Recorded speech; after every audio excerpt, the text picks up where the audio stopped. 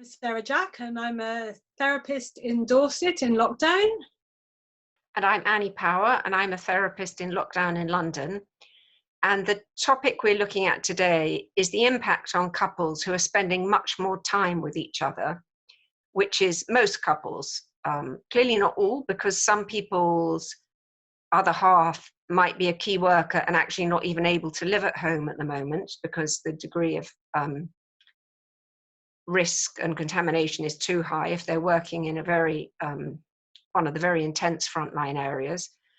There may be some people where one partner has vulnerable health and the other partner is working at some level of risk. So there are so many different situations, and I realize there's always a risk of kind of excluding people when we give examples. So I want to acknowledge that is a risk, that there might be a situation you're experiencing that we don't adequately describe. There are so many ways this is challenging people. But the general theme is those couples who are spending much more time than usual. And it's notorious that holidays are not always the happiest time for a family or a couple when there is lots and lots of time together, so-called quality time. It isn't always the happiest time, just like Christmas isn't always the happiest time. And now you could say it's one Christmas sewn into another, just coming in a long, long row. Some couples will have had a situation where one of them actually worked away from home and only came back for weekends. And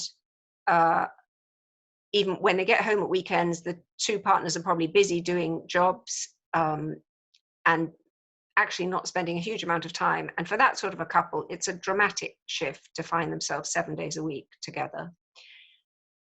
Some couples will have had a habit of spending lots of time with friends. And for them, it's going to be more of a shock than the kind of couple who, like, even in the past, like nothing better than an evening at home together. I'm thinking that the situation some couples are experiencing is a bit reminiscent of what happens in retirement. And there's long been a joke amongst retired people that I married him for life, not for lunch. It's obviously a traditional gendered joke, that, but you probably get the point. And it's not difficult to imagine that when this enforced togetherness happens and the couple already have the pursuer-withdrawer pattern, which we've been talking about, that pattern is likely to escalate. I've been thinking about couples that, have had, the comfy evenings in with takeaway and the wine and the TV and the couch, and are now finding themselves with endless ordinary time. And it can feel a bit like, for some, I think, endless kind of nothing time. And for the couple that have had so many distractions, or kids, or 40 hours a week work plus commuting, for the busy couple or busy family to suddenly be presented with maybe some quite ordinary time that becomes ordinary time, that becomes some more ordinary time, can actually feel incredibly anxiety provoking, because they've never got comfortable with just things being the same all the time. They might be used to conversation always being very stimulating or engaging because there's always something to talk about, or they're always doing something to talk about. And suddenly, conversation might be drying up a bit. And I think the way the avoidant might cope in this situation might be to sort of shut down or turn to technology more. And the preoccupied is notoriously used to making things very lively and bringing a drama to kind of fill them both up, really. So the ordinary can feel incredibly frightening. I'm thinking that what you just sketched in there indicates the particular form that the escalation could take, where one person looks for drama and the other person looks for distraction. Yeah. The other thing that for me came out of what you said is that we could say that couples have a kind of self-concept or identity as a couple, just as we have a concept of ourselves as an individual. And it's very painful for a couple to feel that they're a boring couple. But what you said is that the corona experience may be kind of giving some couples that experience. Yes, and individuals just themselves feeling that they're boring inside, Maybe they've grown up in an environment where they've not really felt of interest to one or both of their parents. So inside themselves feel sort of held together by doing an awful lot or being an awful lot in order to somehow make themselves a bit more interesting, to cover up what they think is a boring self. Mm-hmm. And that habit of needing to kind of make the self a bit bigger or a bit more exciting can be very amplified by technology. And there's a very good expression, which I can't quite lay my hands on, but it's something like the disinhibition effect of all this, the online disinhibition effect. And wanting things to be less boring can sometimes lead people to overstep the mark with boundaries online, which could very easily be another source of conflict in a couple, that they might have different ideas about online etiquette and what should be shared with friends. Very good point.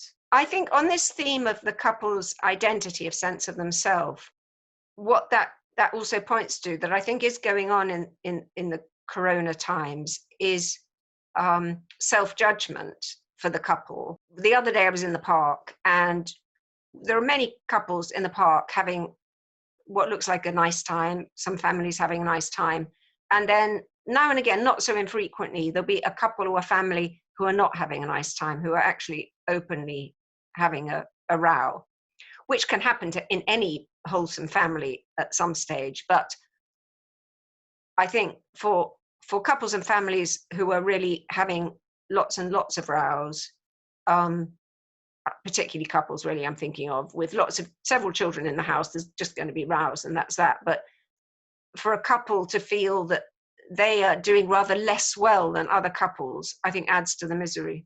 And particularly if what's being stirred up for the avoidant is feelings of emptiness during this time, and what's being stirred up for the preoccupied are feelings of uncared forness and aloneness, then you start to have the mixture that's good for a row. And I think this experience of disappointment about how well we as a couple are managing is so linked to the place in the life cycle of the couple's journey, because there'll be some couples who are in the very early stage of romantic love and actually being forced to be together all day and all night, every day of the week would be bliss in a way. But obviously most couples are not at that stage. And I think for couples who are at the stage that comes immediately after that, which is I think of as a disillusionment stage, if they haven't yet got through that, I should imagine it's a particularly difficult time to be shut up together.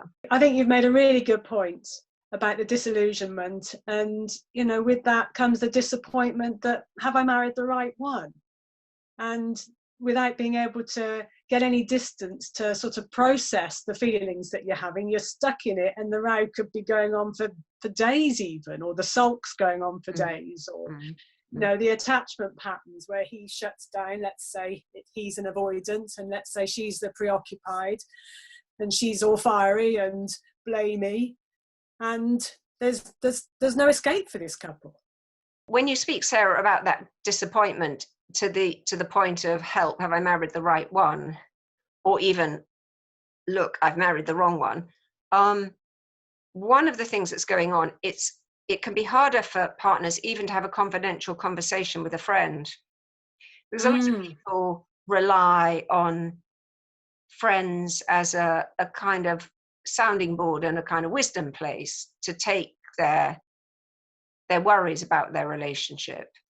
And at the moment, it can be a lot harder, depending on the size of your home. It can be very hard to get a confidential space to have that conversation. And to get some, maybe some backup to keep going, or maybe just something that makes the disappointment more ordinary, that it is a stage that everybody goes through. And you come out the other side and you're just more accepting of, how your relationship is, for example. And I think what that points to is the profound question of how you discern between something that is ordinary disappointment, which is part of a mature relationship, and whether something is really not all right and verging on abusive. Mm. When I spoke about people not being able to have a confidential conversation, I think that applies to people in quite ordinary relationships who want to have a bit of a grumble about their partner but don't feel Mm. quite at liberty to do it. But where people are actually afraid of their partner, this is a very different situation. And for those people, if you didn't watch the first video, just to say, beneath our videos, we always have a link for a helpline for domestic violence. So please use it if that applies to you. So just to recap on today, what we aimed to do was to look at how the enforced togetherness presents a slightly different challenge to the pursuer and the withdrawer.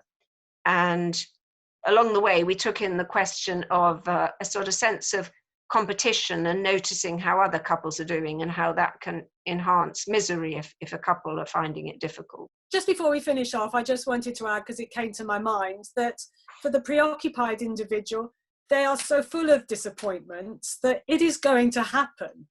You know, if you identify with the description of being a preoccupied male or female, you are going to get incredibly disappointed with your partner, and you could easily at that point think that they are the wrong partner and try and find another one, and then another one, and then another one. You know, this is a disappointment that has to be worked through, and it doesn't usually belong in the present. I'm not saying that the partner doesn't have, you know, this and that and the other to be disappointed about, but the extent of the disappointment really goes back way before you ever even met this person, and you're going to feel it. We hope it's been useful. Thank you for watching. Goodbye. Jealousy, I think, is one of those emotions that, you know, is still seen as an incredibly shameful emotion.